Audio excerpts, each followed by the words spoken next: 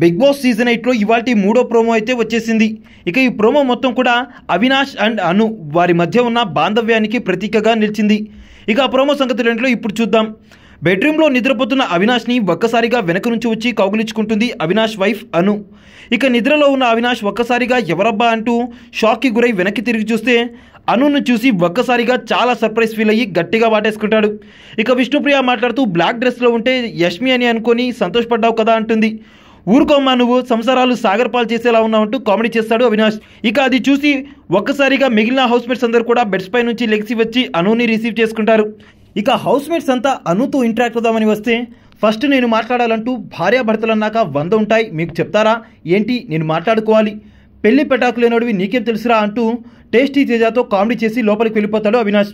అలా వెళ్ళి అనుతో మొత్తం ఎలా ఉందంటే మొత్తం బాగానే ఉంది బాబా అంటుంది అను. ఏమైనా చెప్పాలా అంటే ఓల్డ్ పీపుల్కి బాగా కనెక్ట్ అవ్వాలంటే అందుకనే నేను దగ్గర అవుతున్నానుగా యష్మికి అంటూ పంచ్ వేస్తాడు. ఇక పంచ్కి గట్టిగా నవ్వేస్తుంది అను. ఇక అలా బయటకు వచ్చిన అనుతో రోహిణి ఎలా వేగుతున్నావమ్మా ఈయనతో అంటూ నీకు శతకోటి దండాలంటుంది రోహిణి. ఇక బిగ్ బాస్ నా కోసం ఒకసారి లైట్ ఆఫ్ చేయరా అంటే అవినాష్ని ఆట పట్టిస్తూ ఉంటారు హౌస్మేట్స్ అందరు కూడా. అవినాష్ అన్న మాటని సీరియస్గా తీసుకొని యాక్షన్ రూమ్లోకి అనుని తీసుకొని రమ్మంటారు బిగ్ బాస్.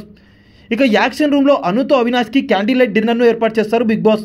నా లైఫ్లో ఎప్పటికీ మర్చిపోలేను బిగ్ బాస్ అంటూ చాలా థ్యాంక్స్ అంటూ చెప్తాడు అవినాష్. ఇక లాస్ట్లో బిగ్ బాస్ అవినాష్ మీకోసం లైట్స్ ఆఫ్ చేయమంటారా అంటూ ఆఫ్ చేసేస్తారు. నేనేదో ఊరుకున్నాను బిగ్ బాస్, కానీ ఇప్పుడు మీరు లైట్స్ ఆఫ్ చేసేసరికి నాకు చాలా భయం వేస్తుంది అంటాడు అవినాష్.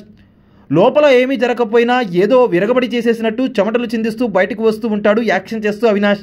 ఇక దానికి నిఖిల్ పృథ్వీ నీకంత సీన్ లేదులేరా అంటూ ఆట పట్టిస్తూ ఉంటారు.